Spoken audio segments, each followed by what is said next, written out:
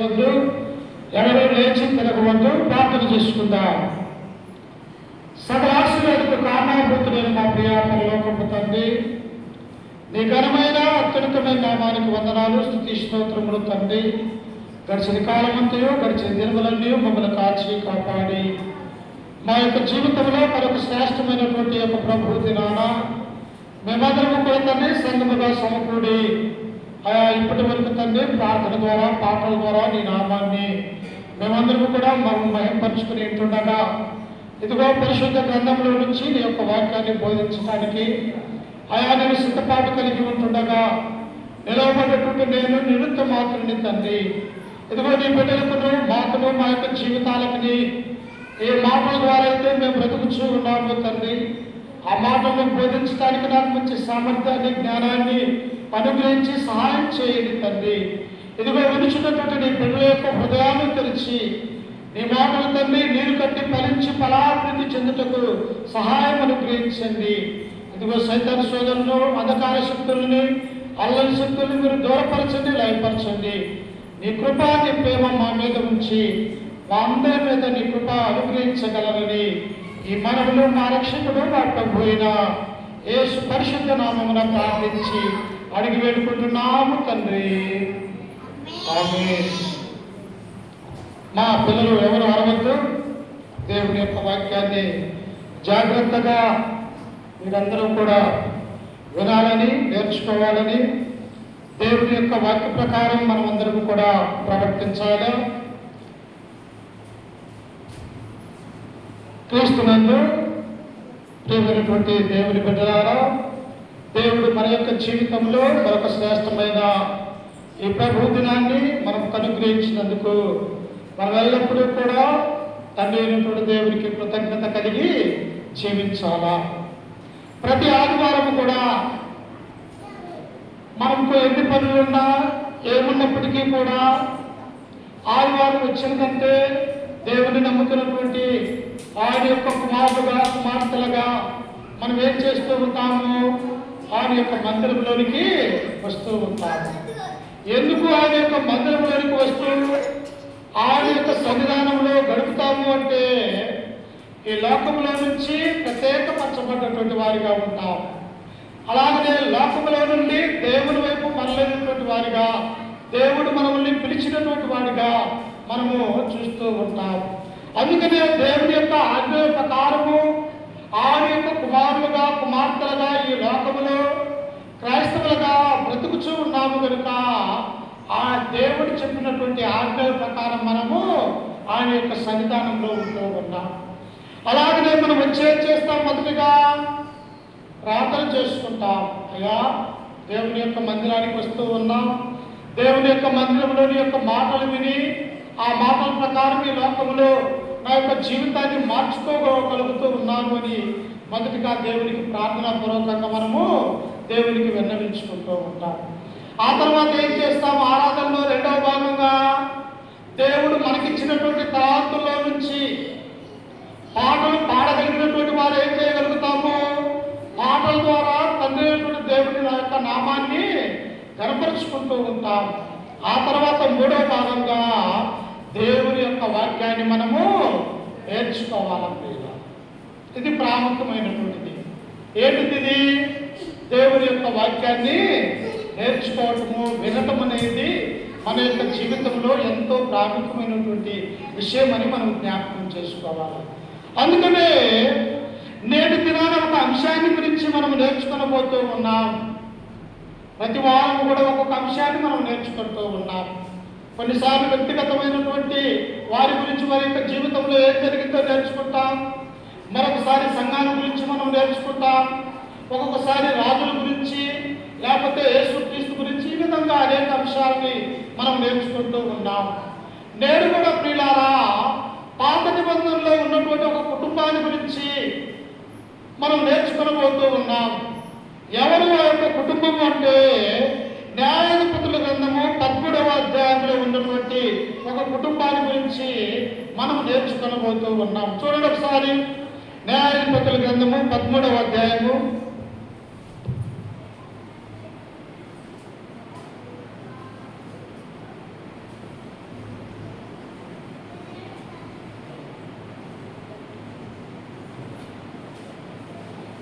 న్యాయాధిపతుల గ్రంథము 13వ అధ్యాయము మొదటి నుంచి చదువుకుందాం. ఇశ్రాయేలీలు మరలా యెహోవా దృష్టికి దోషులు కాగా యెహోవా 40 సంవత్సరముల వారిని ఫిలిష్తీయుల చేతికి అప్పగించిన. అమ్మా, ప్రభు మాట వినకపోతే, దేవుడి యొక్క ఆజ్ఞను అతిక్రమించితే దేవుడు ఏం చేస్తాడో తెలుసా? మనల్ని శ్రమలకు గురి చేస్తాడు. ప్రియులారా, దేవునికి ఆలోచన ప్రకారము, దేవుని యొక్క సంకల్ప ప్రకారము మనము జీవించకపోతే దేవుడు ఏం చేస్తాడు? మనకు దేవుడు కుమార్తెను అనుగ్రహిస్తూ ఉన్నాడు. వాడు చెప్పిన మాట వినకపోతే తల్లిదండ్రులుగా మనం ఏం చేస్తాము? వాడిని చేతితో కొడతాము, కర్రతో కొడతాము. నీవు సరైనటువంటి మార్గంలో లేవు, తల్లిగా నా మాట వినటం లేదు, తండ్రిగా నా మాట వినటం లేదని మన పిల్లల విషయంలో మనం ఏం చేస్తాము?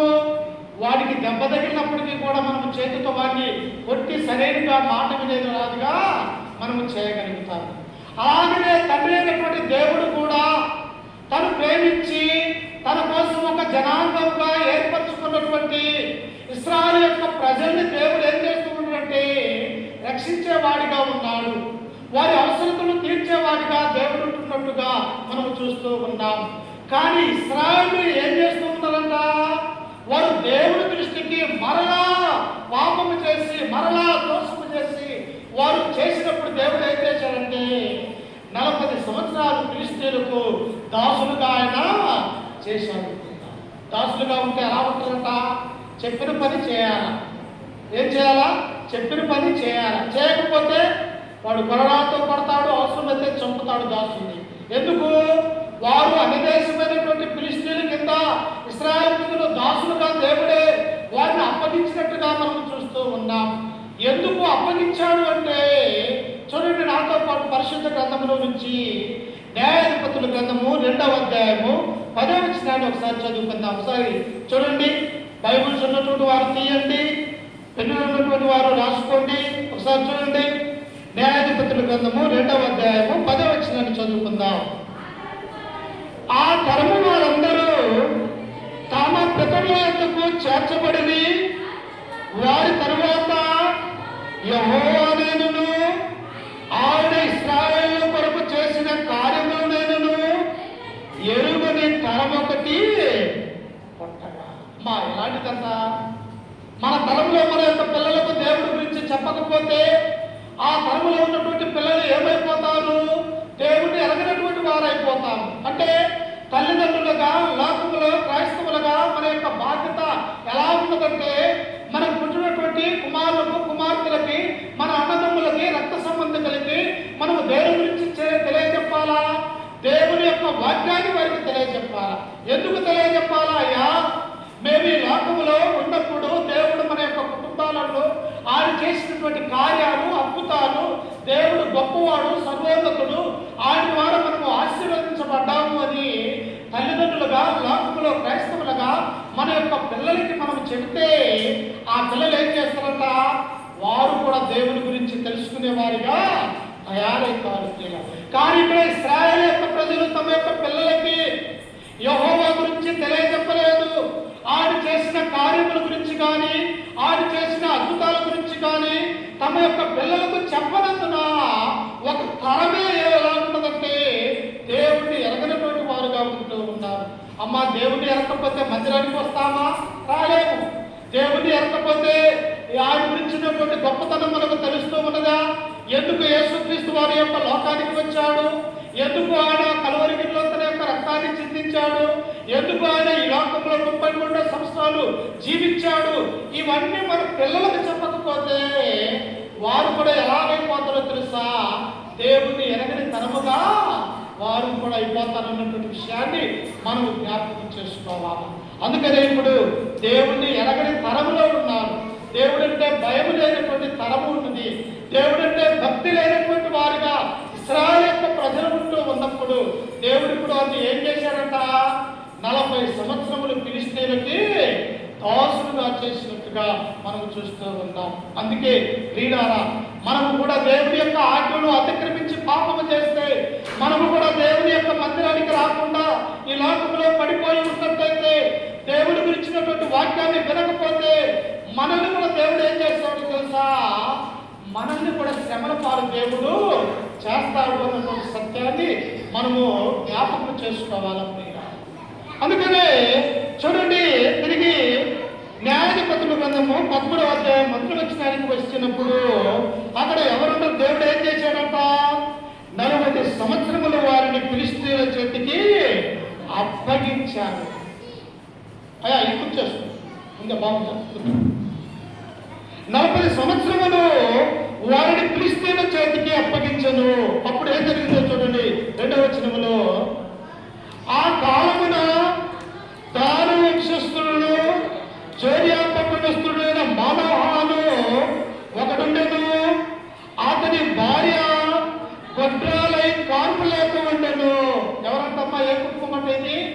ఇదిగో దాసులుగా ఉన్నటువంటి ఇశ్రాయేలు యొక్క కుటుంబాలలో 12 గోత్రాలలో ఉన్నటువంటి ఒక గోత్రమైనటువంటి ఈ దాను అన్నటువంటి ఒక గోత్రంలో ఉన్నటువంటి ఒక భార్య భర్తల కుటుంబము ఆ ఇశ్రాయేలు యొక్క వంశంలో ఉన్నది. ప్రియులారా, వారి పేరేమిటంట?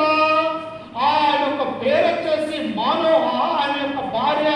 ఇరువురు కూడా వారు సంతానం లేనటువంటి వారిగా, పిల్లలు లేనటువంటి వారిగా ఉన్నట్టుగా అక్కడ మనం చూస్తూ ఉన్నాం. అమ్మాయి, ఈ లోకంలో ఆస్తి ఉన్నా, ఐశ్వర్యం ఉన్నా, సంపద ఉన్నా, బంగారం ఉన్నా, వెండి ఉన్నా, ఎంత ఉన్నప్పటికీ కూడా మన యొక్క గర్భాల సంతానం అనేది లేకపోతే ఆ కుటుంబంలో సంతోషం అనేది ఉండదు. ఎందుకు? ఎంత కష్టపడ్డా, ఎంత చేసినా ఇంటికి వచ్చేసరికి కుమారుడు కానీ కుమార్తెలు కానీ మన యొక్క గర్భాలు లేకపోతే ఆ యొక్క కుటుంబం ఎంతో వేదన చెందే కుటుంబముగా ఉంటూ ఉన్నది. అందుకనే ఇక్కడ ఎవరికి లేదంత సంతానము?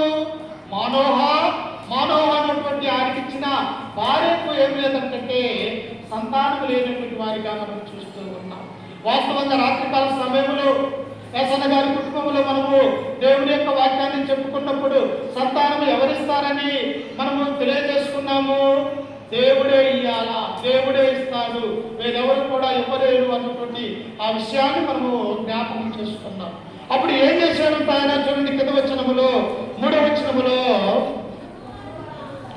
యెహోవా దూత ఆస్తికి ప్రత్యక్షమై, ఇదిగో నీవు గొడ్రాలవు, నీకు కాన్పు లేకపోయాను, అయితే నీవు గర్భవతులై కుమారుని కందువు, కాబట్టి నీవు జాగ్రత్తగా ఉండి ద్రాక్షరసమునే గాని మద్యమునే గాని త్రాగకుండము, అపవిత్రమైన దేనినేను తినకుండము. ఏమంటున్నారట? దేవుడే ఆ కుటుంబం మీద జాలి చూపించాడు. ప్రియులారా, దేవుడే ఆ కుటుంబం మీద తన యొక్క దీవెనలు కుమ్మరించబోతూ ఉన్నాడు. పరమన్నటువంటి దేవుడే మన యొక్క బాధల్ని, మన యొక్క శ్రమలని, మన యొక్క వ్యాధులను చూసేవాడు ఎవరున్నారు? లోకంలో ఉన్నటువంటి వారు ఎవరు చూసినప్పటికీ కూడా మన యొక్క బాధలు కానీ, మన యొక్క శ్రమలు కానీ ఏ ఒక్కరు కూడా తీర్చలేనటువంటి వారిగా ఉంటూ ఉన్నారు. కాబట్టి ఇప్పుడు దేవుడు ఏం చేశాడు? దేవుడే కల్పించుకుని ఉన్నాడు. ఇదిగో ఇశ్రాయేలు యొక్క వంశంలో ఉన్నటువంటి దాను యొక్క గోత్రంలో ఉన్న ఈ మానోహ యొక్క భార్యకు గొడ్రాలుగా ఉన్నారు కనుక వారిని దీవించాలని చెప్పేసి దేవుడు ఒక దేవదూతను వారి మధ్యకి పంపించినట్టుగా మనం చూస్తూ ఉన్నాం. దేవుడికి ఇష్టమైనటువంటి బిడ్డల్ని దేవుడు ఏం చేస్తాడో తెలుసా? ఎలాగైనా ఆశీర్వదిస్తాడు, ఎలాగైనా దీవించడానికి ఆయన తన యొక్క చేతుల ద్వారా తన యొక్క దేవతను ఆ యొక్క వంశంలోనికి ఆయన పంపించినటువంటి వారిగా మనం చూస్తూ ఉంటాం. అప్పుడు ఆ దేవదూత వచ్చి ఎవరితో మాట్లాడుతూ ఉన్నదంట? ఒక స్త్రీతో మాట్లాడుతూ ఉన్నది. ఎవరు ఆ స్త్రీ? మానోహ యొక్క భార్యతో ఆ దేవదూత మాట్లాడుతూ ఉన్నాడు. అమ్మా, ఇదిగో నీవు దేవుడంటే భయము, భక్తి, విశ్వాసం కలిగి, నమ్మకం కలిగి నీ యొక్క ప్రార్థనలు దేవుడు విన్నాడు. నీవు గొడ్డాలని దేవుడు చూశాడు కనుక ఇదిగో నీ గర్భాన దేవుడు సంతానాన్ని అనుగ్రహించబోతూ ఉన్నాడు కనుక నీవు ఏం చేయాలన్నా? ద్రాక్షారసమునే కానీ మద్యమునే కానీ అపవిత్రమైనటువంటి దేవుని కూడా నీవు తినకూడదు, ముట్టుకోకూడదు అని చెప్పేసి ఆ యొక్క మానవ యొక్క భార్య యొక్క దేవదూత తెలియజేస్తూ ఉన్నాడు. ఆనాడు ఎందుకు తెలియజేస్తూ ఉన్నాడో తెలుసా? పురుషులు తాగుబోతులుగా ఉన్నారు, స్త్రీలు కూడా తాగేవారిగా ఉన్నారు. అమ్మ, తాగరాత్రి స్త్రీలు నేటి ఇప్పటికీ కూడా అనేక మంది ఆ తెలంగాణలో లేకపోతే ఆయా ప్రాంతాలలో స్త్రీలు కూడా మద్యము తాగేవారిగా ఉంటూ ఉన్నారు. అందుకని ఇక్కడ కూడా దేవుడు ఏమంటున్నాడో తెలుసా, నీ గర్భాన ఒక కుమారుడు పుట్టబోతూ ఉన్నాడు కనుక నీవు ద్రాక్షారసమునే కానీ మద్యమునే కానీ అపవిత్రమైనటువంటి ఏది కూడా నువ్వు ముట్టుకోకూడదు అని దేవుని యొక్క దూత ఆ యొక్క మానవ యొక్క భార్యకు తెలియజేస్తూ ఉన్నాడు. అమ్మా, తాగుబోతుల దగ్గరకు దేవుడు వస్తాడా, లేకపోతే తిరుగుబోతుల దగ్గరకు దేవుడు వస్తాడా? రాడు ప్రియులారు. ఎందుకో తెలుసా, వారి హృదయం దేవుడి యొక్క సరిగా లేదు. దేవుని యొక్క బిడ్డలుగా, దేవుని యొక్క కుమారులుగా వారు ఉండవలసింది పోయి లోక సంబంధమైనటువంటి ఆ యొక్క మద్యముతోనూ త్రాగుతోనూ ఉన్నప్పుడు దేవుడు మన ఎందుకు రాడు అన్నటువంటి విషయాన్ని కూడా ఈ గ్రంథం మనకు సెలవిస్తూ ఉన్నది. అప్పుడు చూడండి, కింద వచనంలో ఏమని ఉండదు, 6వ వచనంలో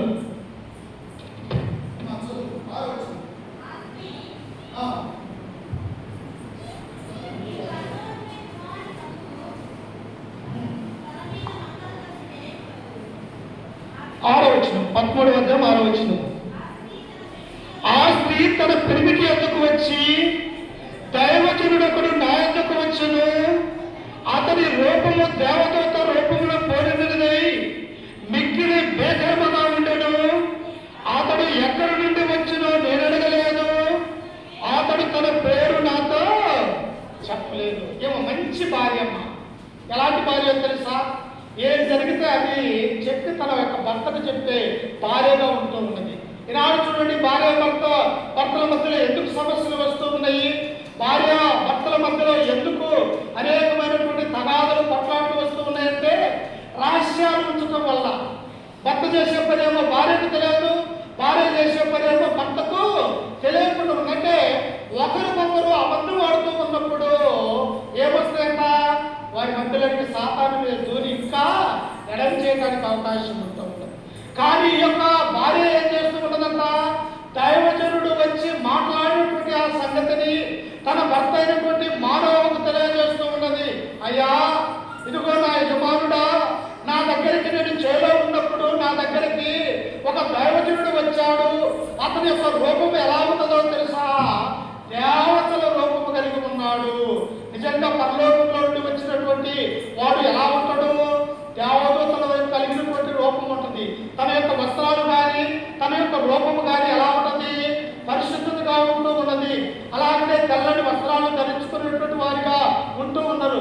కాబట్టి యొక్క భార్య ఏం చెబుతూ ఉన్నదో తెలుసా, తన భర్తకు తెలియజేస్తూ ఉన్నది, దైవజనుడు నా దగ్గరకు వచ్చాడు, నా దగ్గరకు వచ్చి ఇదిగో ఈ యొక్క మాటలు తెలియజేశాడు. అమ్మా, నీ యొక్క గర్భాన సంతానము కలగబోతూ ఉన్నది కనుక నీవు ద్రాక్షారసమునే కానీ మద్యమునే కానీ అపవిత్రమైనటువంటి ఏది కూడా నీవు తినకూడదు, ముట్టకూడదు అని ఒక దైవజనుడు నా యొద్దకు వచ్చి చెప్పాడు అని తన భర్తతో చెబుతున్నటువంటి ఈ స్త్రీని మనం చూస్తూ ఉన్నాం. మనం కూడా ఏం చేయాలా, విన్నటువంటి వాక్యాన్ని ఇంటికి వెళ్ళిన తర్వాత మనం ఏం చేయాలమ్మా, మన యొక్క భర్తలకు చెప్పుకోవాలా, మన యొక్క పిల్లలకు చెప్పాలా. అయ్యా, ఈ యొక్క వాక్యము దేవుడు మన కొరికే రాయించాడు, ఆ యొక్క గ్రంథంలో ఉన్నటువంటి ఈ యొక్క మాటలు మీరు నేర్చుకోవాలా, వినాలా, దేవుని యొక్క ఆజ్ఞల ప్రకారం నడవాలా అని మనము కూడా స్త్రీలుగా ఏం చేయాలో తెలుసా, మన యొక్క పిల్లలకి మన యొక్క భర్తలకి మనము కూడా చెప్పేవారిగా ఉండాలి. ఇక్కడ ఈ స్త్రీ కూడా తన యొక్క భర్తకి తెలియజేస్తూ ఉన్నది. ఏమంటూ చూడండి, కింద వచనములో, ఆలకించుము, నీవు గర్భవతి కుమారుణ్ణి కందుము కాబట్టి నీవు ద్రాక్షారసమునే కానీ మద్యమునే కానీ త్రాగకుండము, అపవిత్రమైన దేనిని తినకుండము. ఆ బిడ్డ గర్భమున పుట్టినది మొదలుకొని చనిపో వరకు దేవునికి వ్రతము చేయబడిన వాడై ఉండునని నాతో చెప్పినను. ఆ బిడ్డ ఎలా ఉన్నాడంట, పుట్టినది మొదలుకొని అతని జీవితం అంతయు కూడా దేవునికి వ్రతము అంటే నాజీరు చేయబడినటువంటి వాడు. అమ్మా, రొక్కుబడి చేసుకున్నప్పుడు ఏం చేస్తారంట, ఎంటికలు కట్ చేయడు, ఎంటికలు గుండు గీయించకూడదు, ఎవరైనా చనిపోతే అక్కడికి వెళ్ళి ఆ శవాన్ని ముట్టకూడకూడదు, ద్రాక్షారసము రసము తాగకూడదు, మద్యమును తాగకుండా ఏం చేస్తుందో తెలుసా, నాజీరు చేయబడినటువంటి వ్యక్తి అన్నిటికీ పాపానికి దూరముగా ఉండాలి. ఇది మోసే ద్వారా దేవుడిచ్చినటువంటి ఆ చట్టంలో ఉన్నటువంటి విషయాన్ని మనం గుర్తు చేసుకోవాలి.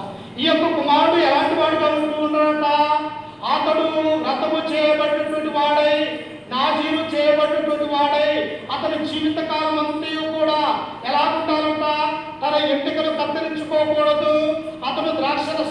తాగకూడదు, మద్యము తాగకూడదు.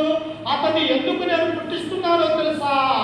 ఫిలిష్తీయుల దేశంలో నుంచి వారి నుంచి ఇశ్రాయేలు ప్రజలను రక్షించడానికి నీ గర్భాన్ని నేను పుట్టించబోతూ ఉన్నాను అని ఆ దేవదూత ఆ స్త్రీతో చెప్పినప్పుడు ఆ స్త్రీ తన భర్తకు తెలియజేస్తూ ఉంది. నిజంగా మన యొక్క పుట్టుకకు పరమార్థం ఉన్నదా? ఈనాడు మనం అనుకుంటూ ఉంటాం, ఏదో పుట్టాము, పుట్టిన తర్వాత ఎంజాయ్ చేయాలా, మనం ఎన్ని సంవత్సరాలు బతుకుతామో తెలియదు కనుక తినాలా త్రాగాలని చెప్పేసి ఈనాడు ఉన్నటువంటి మానవులు అనుకుంటూ ఉన్నారు. అది కాదు నీ పుట్టుకున్నటువంటి అర్థము. నీ పుట్టుకలో దేవుని యొక్క ఉద్దేశం ఉన్నది, నీ పుట్టుకలో దేవుని యొక్క ప్రణాళిక ఉన్నది. ఎందుకు నిన్ను ఈ లోకంలోనికి పుట్టించాడో, ఎందుకు ఆయన ఒక స్త్రీగా పురుషునిగా మనల్ని నిర్మించాడు అంటే తనకు కుమారుడుగా కుమార్తెలుగా ఈ లోకంలో బ్రతకడానికి దేవుడు మనల్ని పుట్టించాడు అన్నటువంటి సంగతిని ఈనాడు మర్చిపోతూ ఉన్నాం. ఒక ధనవంతుడు ఇలాగనే అనుకున్నాడు. ఏమనుకున్నాడు? ఇదిగో నీకు అనేక సంవత్సరాలకు కావాల్సినటువంటి ధనధాన్యాలను నేను పొట్లల్లో విప్పి దాంట్లో పోగు చేశాను, కావాల్సినటువంటి ధనాన్ని సంపాదించాను, కావాల్సినటువంటి ఆస్తిని ఐశ్వర్యాన్ని సంపాదించాను కనుక రాత్రి వేళ సమయంలో మంచం మీద పడుకొని తన హృదయానికి తెలియజేస్తూ ఉన్నాడు, ఓ నా ప్రాణమా తినుము త్రాగము సుఖించు. అమ్మా ఇదా జీవితం అమ్మా? ఉదయం లేచి నుంచి తినటము త్రాగటము సుఖించటమేనా? ఇదా దేవుడు మన ఏళ్ళలో కోరుకున్నటువంటి జీవితము కాదు ప్రియులారా. అందుకే ఆ ధనవంతుడు అంటున్నాడు, ప్రాణమా తిరుము త్రాగుము సుఖించుము అని చెప్పేసి ఆయన అంటున్నప్పుడు ఆ రాత్రికాల సమయంలోనే దేవుడు తన దగ్గరికి వచ్చి ఏ ప్రాణానికైతే నీవు తినమని తెలియజేస్తూ ఉన్నావో ఆ ప్రాణాన్ని నేను అడుగుతూ ఉన్నాను. ఈ సంపాదించినటువంటి ఆస్తి ఎక్కడ పోయింది? ప్రాణం వేరేటప్పుడు ఎలా తినగలుగుతాము? ప్రాణం వేరేటప్పుడు ఈ యొక్క శరీరంలో ఈ యొక్క ధనాన్ని ఎలా అనుభవించగలుగుతాము అంటే మానవుడికి దేవుని యొక్క చిత్తము దేవుని యొక్క సంకల్పము తెలియనటువంటి వాడిగా మనము చూస్తూ ఉన్నాం. అందుకే ఇక్కడ దేవుడు ఏమంటున్నాడో తెలుసా? ఓ యొక్క మానవ యొక్క భార్య, ఇదిగో నీకు పుట్టబోయే కుమారుడు ఎలా ఉండాలో తెలుసా? అతడు నాజీరు చేయబడిన వాడై ఉండాలా, అతడు నా కొరకు ప్రత్యేకించబడినటువంటి వాడిగా ఉండాలా, అతని జీవితకాలం అంతా కూడా ఇశ్రాయేలు యొక్క రక్షించడానికి న్యాయాధిపతిగా నేను ఎంచుకొనబోతూ ఉన్నాను కనుక ఇదిగో నీవు ద్రాక్షరసం తాకూడదు, నీవు మద్యము తాకూడదు, నీకు పుట్టబోయే కుమారుడు కూడా ద్రాక్షరసము కానీ మద్యము కానీ ఏ పాప పనులు చేయకూడదని దేవుడి చేత బోధిస్తూ ఉన్నాను. చూసారా? మనకున్నటువంటి పిల్లలు, మనకు దేవుడు ఇచ్చినటువంటి పిల్లల్ని మనకు కూడా ఏం చేయాలా? అయ్యా చెడ్డ మాటలు నీ నోట్లో పలకూడదు, ఇదిగో చెడ్డ సహవాసము మీరు చేయకూడదు, ఇదిగో తల్లిదండ్రులుగా మా యొక్క మాట వినాలా, ఇదిగో మా మాట కాదు దేవుని యొక్క మాట మీరు విని దేవుడిలో భక్తిలో బ్రతకాలని చెప్పేసి మన యొక్క పిల్లలకు కూడా మనము నేర్పించే వారిగా ఉండాలి పిల్లలు. అప్పుడు చూడండి ఆ యొక్క భర్త భార్య చెప్పినటువంటి మాటల్ని ఎలా ఆలోచిస్తూ ఉన్నాడు. ఒకసారి చూడండి కింద వచ్చినప్పుడు మనము చదువుకుంటే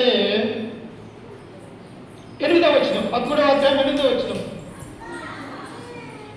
అందుకు మానవ నా ప్రభువా నీవు పంపిన దైవజనుడు మరలా మా యొద్దకు వచ్చి పుట్టబోవు ఆ బిడ్డకు మేము ఏమేమి చేయవలనో దాన్ని మాకు నేర్పినట్లు దయచేయమని యెహోవాను వేడుకొనగా. అమ్మా అక్కడ స్త్రీ భార్యగా ఏం చేస్తూ ఉన్నది? ఆమె ప్రార్థనా పరులుగా ఉన్నది.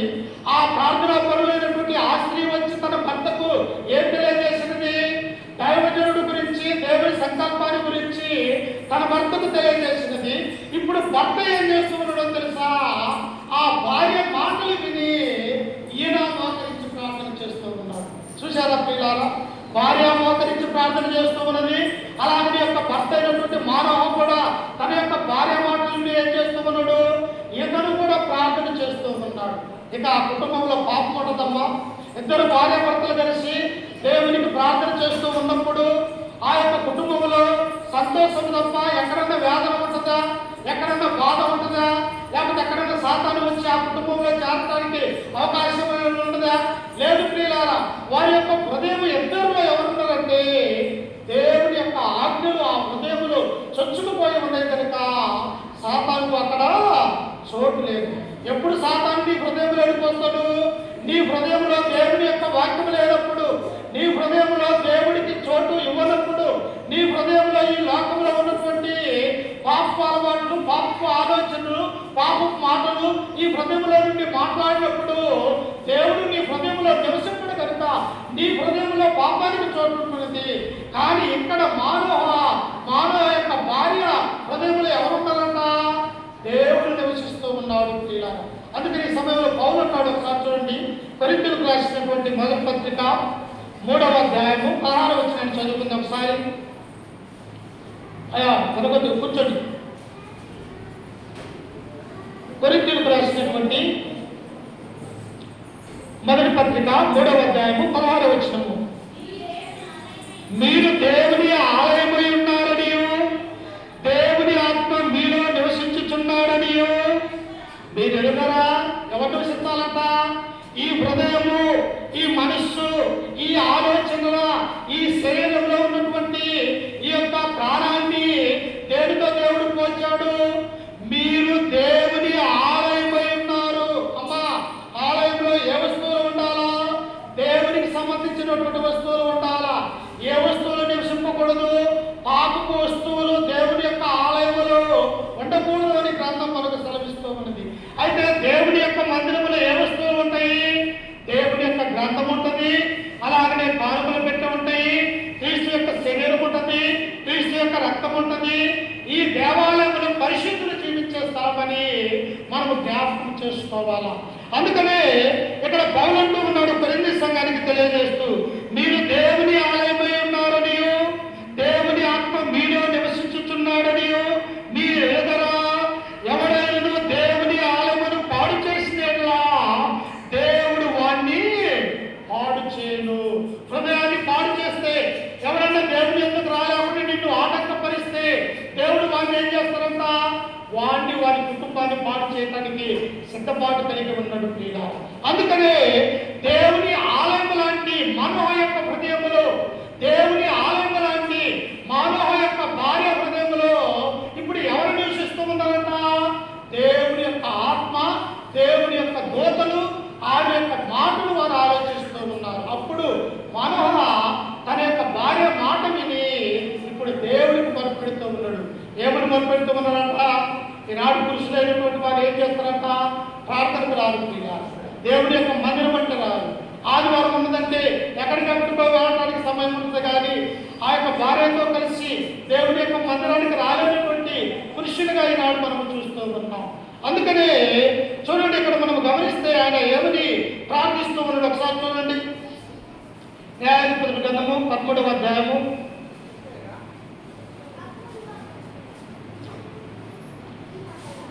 9వ వచనాన్ని మనం చదువు. దేవుడు మానవ ప్రార్థన ఆలకించిన కనుక ఆ స్త్రీ పొలములో కూర్చుండగా దేవుని దూత ఆమెను దర్శించను. ఇది రెండవసారి ప్రియులారా. ఒకసారి ఆ యొక్క మానవ యొక్క భార్య దగ్గరకు వచ్చి మాట్లాడింది, అయ్యా అమ్మా నీవు గొడ్రాలుగా ఉన్నావు, నీకు కుమారుడు కలగబోతూ ఉన్నాడు, అతని జాగ్రత్తగా పెంచాలని అని ఒకసారి మాట్లాడాడు. ఇప్పుడు రెండవసారి కూడా ఈ యొక్క మానవ యొక్క భార్య దగ్గరికి ఆ దేవదత్త వచ్చి మాట్లాడుతూ ఉన్నది. అప్పుడు వెంటనే ఆమె ఏం చేస్తూ ఉన్నదంటే చూడండి 10వ వచనములో, ఆ సమయమున ఆమె పెనిమిటి అయిన మానవ ఆమె యొక్క ఉండలేదు కనుక ఆ స్త్రీ త్వరగా పరిగెత్తి ఒక దినమున నా యొద్దకు వచ్చిన మనిషి నాకు కనపడినది అతడితో చెప్పి దూత వచ్చిన సంగతి తెలియజేసెను. అమ్మా, స్త్రీకి దేవుడు ఎంత ప్రాధాన్యత ఇచ్చాడు ఇక్కడ చూడండి. స్త్రీ ఎంత ప్రాధాన్యత కలిగి దేవుని యొక్క కుమార్తెగా, దేవుని యొక్క మాటలు పురుషుడికి చెప్పేదిగా ఇక్కడ స్త్రీని మనం చూస్తూ ఉన్నాం. ఈనాడు మనం ఏమనుకుంటూ ఉంటాం? మా దేవుడిలే పురుషులు ఉన్నారు కదా అని అనేక మంది దేవుడి విషయంలో, దేవుడి పని విషయంలో ఎదురుతిరిగే వారుగా ఉంటూ ఉన్నారు. ఇదిగో నీ మాటను బట్టి పురుషుడు మారడానికి అవకాశం ఉన్నది ప్రియుల. నీ ప్రవర్తనను బట్టి, నీ ఆలోచన బట్టి, నీ ప్రార్థన విశ్వాసాన్ని బట్టి పురుషుడు నీ జీవితాన్ని చూసినప్పుడు పురుషుడు మారడానికి అవకాశం ఉన్నదని దేవుడి యొక్క గ్రంథం మనకు సెలవిస్తూ ఉంది. అందుకని ఈ సమయంలో ఒకసారి చూడండి, స్త్రీ గురించి దేవుడు ఏం తెలియజేశాడో. పేతురు రాసినటువంటి మొదటి అపోస్తలుడైనటువంటి పేతురు రాసినటువంటి మొదటి పత్రిక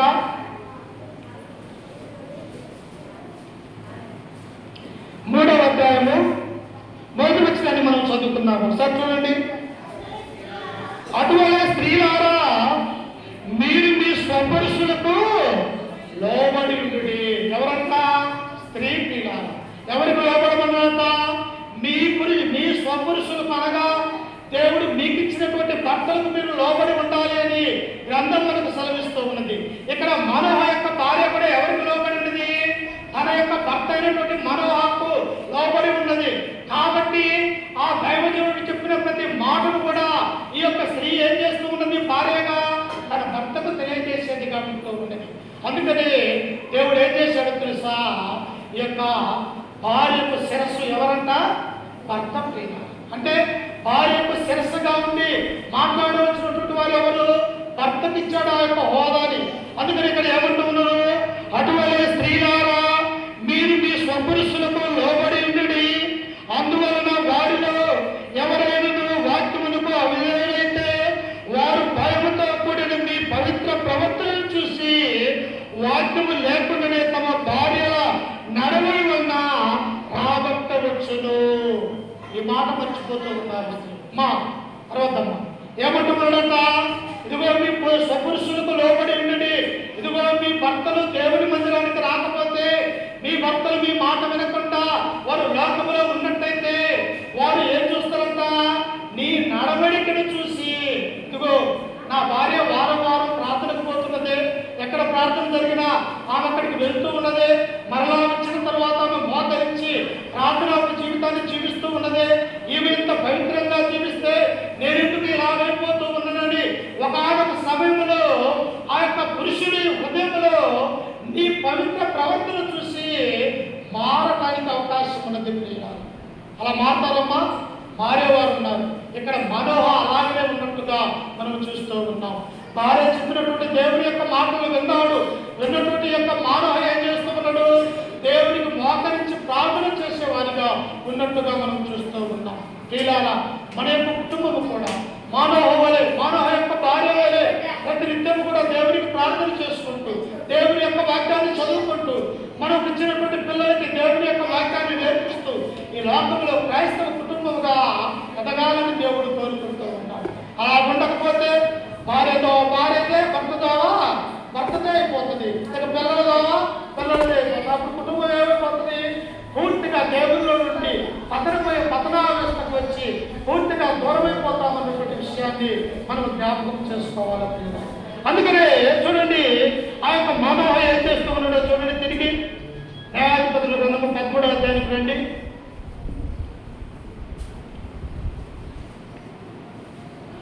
13వ అధ్యాయం 12వ వచనము. అందుకు మనోహ, కావున నీ మాట నెరవేరినప్పుడు ఆ బిడ్డ ఎట్టివాడవును, అతడు చేయవలసిన కార్యమేమిటో తెలుపుమని మనవి చేయగా. ఈనాడు ఎంతమంది అడుగుతూ ఉన్నామమ్మా మన పిల్లల విషయంలో?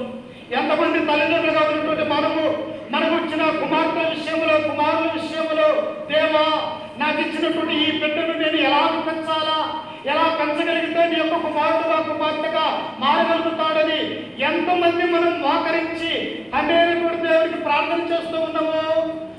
తల్లిదండ్రులుగా మొట్టమొదటిగా మన యొక్క బాధ్యత ఏంటో తెలుసా? పిల్లల విషయమై దేవుడి దగ్గర మొరపెట్టాలి. దేవా, నాకు ఇచ్చినటువంటి ఈ పిల్లలు చెడిపోతూ ఉన్నారు, నాకు ఇచ్చినటువంటి ఈ పిల్లలు నా మాట వినటం లేదు, వారిని సరైనటువంటి మార్గంలోనికి నువ్వు తీసుకురావయా అని చెప్పేసి మనం ఏం చేయాలంటే దేవునికి మొరపెట్టాలని. ఎందుకో తెలుసా? దేవునికి మొరపెడితే ఆయన మనం మొరవినే వాడిగా ఉన్నాడు. అందుకనే మత్తయి సువార్త 7వ అధ్యాయం 7వ వచనంలో ఏమని ఉంటుంది? అడుగుడి మీకు ఇయ్యబడును, వెదుకుడి మీకు దొరుకుతును, తట్టుడి తలుపు తీసి. మనం అడగాల ప్రియుల. అడగకుండా ఎవరైనా ఇస్తారా? అడగకుండా అమ్మాయిన అన్నము కట్టదు ప్రియుల. ఎందుకో తెలుసా? మనం ఆకలిని అడిగినప్పుడే మనకు అమ్మాయినా భార్యైనా అన్నం పెట్టడానికి అవకాశం ఉంటూ ఉన్నది. అలాగే ఇక్కడ మనోహ ఏమంటూ ఉన్నాడు తెలుసా? నా దేవా, నా తండ్రి, పరలోకమందున్న నా తండ్రి, మాకు ఇయ్యబోయే ఆ బిడ్డను మేము ఎలాగ పెంచాలయ్యా? ఎలా పెంచితే నీ యొక్క కుమారుడుగా కుమార్తెగా ఈ లోకంలో జీవిస్తాడయ్యా అని ఇరువురు భార్య భర్తలు పుట్టక ముందే వారు దేవునికి మొరపెడుతున్నట్టుగా మనము చూస్తూ ఉన్నాం. ప్రియులారా, మన యొక్క జీవితంలో కూడా ప్రార్థన అనేది చాలా ప్రాముఖ్యమైనటువంటిది. ఎందుకు నీ కుటుంబంలో శోధనలు వస్తున్నాయి, ఎందుకు నీ కుటుంబంలో వేదనలు వస్తున్నాయంటే నీ కుటుంబంలో నీ జీవితంలో ప్రార్థన లేకపోతే నీకు శోధనలు దేవుడు అనుమతిస్తూ ఉన్నాడు. కాబట్టి ప్రార్థన ఎల్లప్పుడూ కూడా చేసేవారిగా ఉండాలి. ఆనాడు గొప్ప గొప్ప వారు ప్రార్థన చేసి దేవుని చేత మహిమ పొందినట్టుగా చూస్తాం. దేవుని చేత జీవించబడినటువంటి వారిగా మనం పురుషులని స్త్రీలను మనము చూడగలము. ప్రియులారా, ఎవరు ప్రార్థన చేశారు? ఎవరెవరు చేశారంట? ఒక ఇస్సాకు చేశాడు, ఒక అబ్రహాము చేశాడు ప్రార్థన, ఒక దావీదు మహారాజు చేశాడు ప్రార్థన, ఒక మోషే దేవుడికి మొరపెట్టినటువంటి వారిగా మనం చూస్తాం. అలాగనే ఈ మానవ కూడా తన బిడ్డ విషయమై తన భార్య ఇరువురు కలిసి కుటుంబంగా ఏర్పడి దేవుడికి ప్రార్థన చేస్తూ ఉంటారు. నువ్వు చేస్తూ ఉన్నావా? మనం చేస్తూ ఉన్నామా? ఇదిగో నేను ప్రార్థన చేస్తున్నా, నీవు కూడా వచ్చి నాతో పాటు ఏకీభవించు. ఇదిగో నేను మోకరించి మన పిల్లల్ని తీసుకుని వచ్చి ఇంటిలో కూర్చొని ప్రార్థన చేస్తున్నా, నీవు కూడా వచ్చి ప్రార్థన చేయాలని మన యొక్క భక్తులకు చెప్పుకోలేమా? అలాగే పురుషులుగా ఉన్నటువంటి వారు ఇదిగో నేను మందిరానికి వెళ్తూ ఉన్నా, నాతో పాటు నీవు కూడా మందిరం రావని మన యొక్క భార్యలకు చెప్పుకోలేమా? మనం చెప్పకపోతే వారు చేయలేనటువంటి సత్యాన్ని కూడా మనం గ్రహించాలని ప్రియులారా. ఇక్కడ చూసినట్లయితే ఇస్సాకు కూడా ప్రియులారా అకాల సమయంలో మోకరించి ప్రార్థన చేసినటువంటి వాడిగా ఇస్సాకును మనము చూస్తాం. చూడండి, నాతో పాటు పరిశుద్ధ గ్రంథములో నుంచి ఆదికాండము 25వ అధ్యాయము 20వ వచనాన్ని చదువుకుందాం. చూడండి ఒకసారి. ఆదికాండము 25వ అధ్యాయము 20వ వచనాన్ని చదువుకుందాం.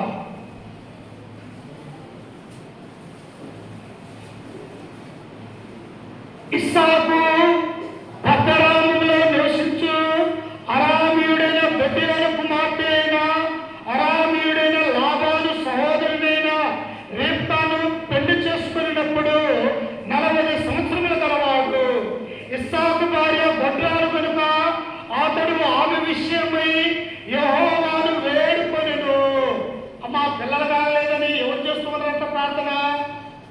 ఈనాడు ఎక్కువ స్త్రీలే ప్రార్థన చేస్తూ ఉంటాం, కానీ పురుషులు ఎక్కడా కూడా ప్రార్థన చేసినట్టుగా లేరు. అయ్యా, నాకు సంతానం లేదు దేవా, నా యొక్క భార్యకి నాకు మా యొక్క గర్భాన కుమార్తెలు ఇవ్వమని చెప్పేసి పురుషులు ఎక్కడా కూడా ప్రార్థన అనేది చేయటం లేదు. కానీ భార్యకి ఎంత బాధ్యత అయితే ఉంటూ ఉన్నదో అలాగే భర్తకు కూడా అంతే బాధ్యత కలిగి ఉండాలి. దేని విషయంలో?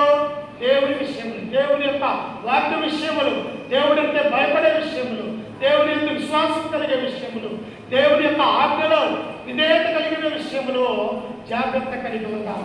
ఇక్కడ ఇస్సాకు రిబ్కా ఇరువురు కూడా భార్య భర్తలుగా ఉన్నారు.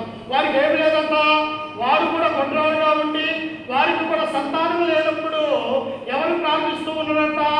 ఇస్సాకు మోకరించి ప్రార్థిస్తూ ఉన్నాడు. అయ్యా, మాకు సంతానము లేదు, నా యొక్క భార్య అయినటువంటి రిబ్కా గొడ్రాలుగా ఉన్నదని ప్రభువును వేడుకున్నట్టుగా మనం చూస్తూ ఉంటాం.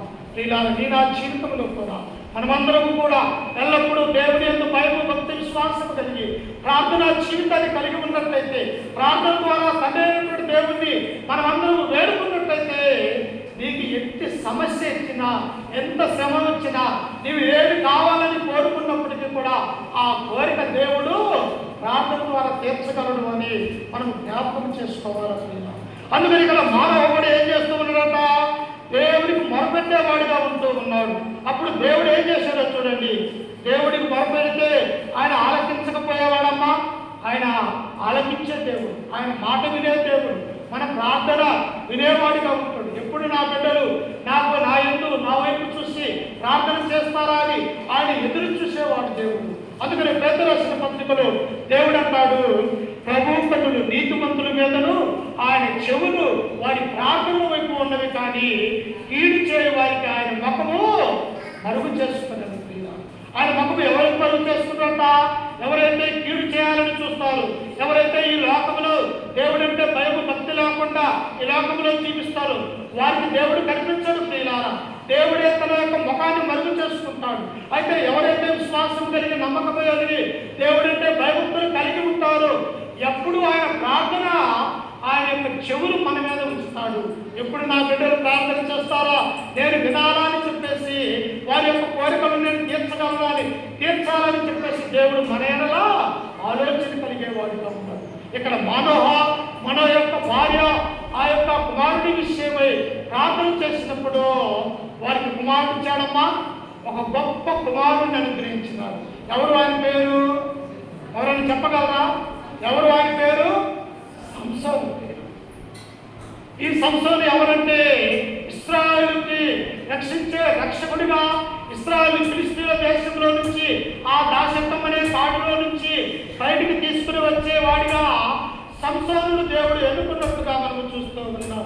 మరి దేవుడు నీకు ఇచ్చినటువంటి పిల్లలు కూడా ఈ సంసోను వలె న్యాయాధిపతిగా, రక్షకుడిగా, దేవుడి యొక్క కుమారుడిగా, ఇతరుల వల్ల అనేకమైనటువంటి విషయాలలో దీవించేవాడిగా, వాడిని రక్షించేవాడిగా మన యొక్క పిల్లలు కూడా ఉండాలి అంటే మనము కూడా ప్రార్థనా జీవితాన్ని కలిగి ఉండాలి. ఒక అబ్రహాము ఎలాగైతే జీవించాడు, ఒక ఇస్సాకు తన యొక్క భార్య విషయంలో ఎలాగైతే మొరపెట్టి ఉన్నాడు, అలాగే ఒక మన యొక్క భార్య ఎలాగైతే దేవుడికి మొరపెట్టే వారిగా ఉన్నారు, నీ నా జీవితంలో కూడా ఏం చేయాలంట? ప్రార్థనా పరులుగా ఉండాలని ఈ గ్రంథం మనకు సెలవిస్తూ ఉన్నది. అప్పుడు ఏం చేశాడంట? దేవుడు వారికి చక్కటి కుమారుని వారికి అనుగ్రహించినాడు. ప్రియులారా, ఆ కుమారుడి పేరు ఎవరంటే సంసోను. చూడండి, చదువుకుందాం మనము. అదే 13వ అధ్యాయము 14వ వచనం చదువుకుందాం. చూడండి ఒకసారి. 13వ అధ్యాయము 24వ వచనం. తరువాత ఆ స్త్రీ కుమారుడి కని అతనికి సంసోను అను పేరు పెట్టెను. అమ్మ, వాస్తవంగా అయితే పేర్లు ఎవరు ఎన్నుకుంటారు? ఎక్కువగా ఈనాడు పురుషులు ఆలోచన కలుగుతారు, కానీ స్త్రీలే బైబిల్లో పేర్లు పెట్టినారు తమ యొక్క కుమారుడికి. ఒక మోషేకు పేరు పెట్టింది ఎవరు? ఫరో కుమార్తె అయినటువంటి ఆ యొక్క రాణి మోషేకు పేరు పెట్టింది. అంటే బైబిల్లో ఉన్నటువంటి వారందరి భక్తుల పేర్లు పెట్టినటువంటి వారు ఎవరో తెలుసా? తల్లులైనటువంటి స్త్రీలే పేర్లు పెట్టారు. ఒక యావారు పేరు పెట్టినది ఎవరు? ఎలిజబెత్. అలాగనే ప్రతి విషయంలో కూడా తమ యొక్క కుమార్తెలకు పేర్లు పెట్టింది ఎవరు అంటే స్త్రీలే పెట్టినట్టుగా చూస్తూ. అంటే స్త్రీని దేవుడు ఆశీర్వదించాడు. స్త్రీ గొప్పగా ఉండాలని దేవుడు కోరుకున్నాడు. స్త్రీ మాతృమూర్తి కావాలని దేవుడు కోరుకుంటున్నాడు. అదే స్త్రీ గర్భంలో నుంచి లోక రక్షకుడు పుట్టినట్టుగా మనము చూస్తూ ఉన్నాం. ఎంత ధన్యతను దేవుడు అనుగ్రహించినాడమ్మా స్త్రీలకి. కానీ ఈనాడు అనేక మంది దేవుని యొక్క రాలేక, దేవుని యొక్క వాక్యము వినలేక దేవునికి దూరమైపోతున్నటువంటి స్త్రీలని, పురుషుల్ని మనము చూస్తూ ఉన్నాం. ఈ యొక్క సంసోను అనే పేరుకు అర్థం ఏమిటంటే ప్రియులారా, ఆయన ఉదయము. ఎలాంటి వాడంట? ఉదయము అంటే ఉదయించే సూర్యుడిలాగా వారి యొక్క గర్భాన దేవుడు సంసోనును అనుగ్రహించినట్టుగా మనం చూస్తూ ఉన్నాం. అందుకనే ప్రియులారా, ఈ మధ్యాహ్న కాల సమయంలో ఒక కుటుంబం ఎలా ఉంటే దీవించబడుతుంది, ఒక కుటుంబం ఎలా ఉంటే ఆశీర్వదించబడుతుందంటే ఒక మనో యొక్క భార్య వలె ప్రార్థనా జీవితాన్ని కలిగి ఉండాలా, దేవుడి యొక్క మాట వినే స్త్రీగా ఉండాలా, దేవుడు అంటే భయభక్తులు కలిగే స్త్రీగా ఉండాలా. అలాగనే దేవుడు దీవించే కుటుంబంగా ఈ కుటుంబాన్ని ఉన్నది. అలాగనే నీ కుటుంబం, నా కుటుంబం దీవించబడాలంటే మనోహోబలే ప్రార్థన చేయాలా, మనోహోబలే దేవుడు అంటే విశ్వాసం కలిగి ఉండాలి, మనోహోబలే దేవుని యొక్క ఆజ్ఞల్ని మనము భయపడే వారిగా ఉండాలని చెప్పేసి ఈ మధ్యాహ్నకాల సమయంలో ఈ కుటుంబాలు, మన యొక్క కుటుంబాలు కూడా దేవుని చేత దీవించబడాలని చెప్పేసి ఈ వాక్యం ద్వారా మిమ్మల్ని హెచ్చరిస్తూ, ఈ మాటలను కూడా హెచ్చరిక చేసుకుంటూ అవపతైన మీ అందరికీ మన రక్షకుడు ప్రభు అయిన యేసుక్రీస్తు నామములో మీకు వందనాలు తెలియజేస్తూ ఉంటాం. ప్రభు చిత్తమైతే ప్రియులారా, వచ్చే వారము ఏ అంశాన్ని మనం నేర్చుకుని పోతూ ఉన్నామో తెలుసా? ఆ మనో యొక్క భార్యకు ఇచ్చిన ఈ వాగ్దానపు మావులైనటువంటి ఈ సంసోను అనగా ఆ 14వ అధ్యాయం గురించి మనము ఆలోచించబోతూ ఉన్నాం. సంసోను మామూలు వ్యక్తి కాదమ్మా, నాలాంటి వ్యక్తి కాదు. ఆయన యొక్క బలం ఎలాంటిదో తెలుసా? తన చేతులతో కలమసింహాన్ని చీల్చి చెండాలని వాడిగా మనం చూస్తాం. అంతేకాదు, ఆయన చేతులతో 300 నక్కల్ని పట్టుకొని నిప్పంటించి ఫిలిష్తీయుల యొక్క చేతుల్ని కూడా తగలబెట్టినటువంటి వాడిగా ఆ యొక్క సంసోనును మనం చూడబోతాం. అంతేకాదు, ఆ గాడిద దవడ ఎముకలు తీసుకొని 1000 మందిని ఒక్కసారి చంపినటువంటి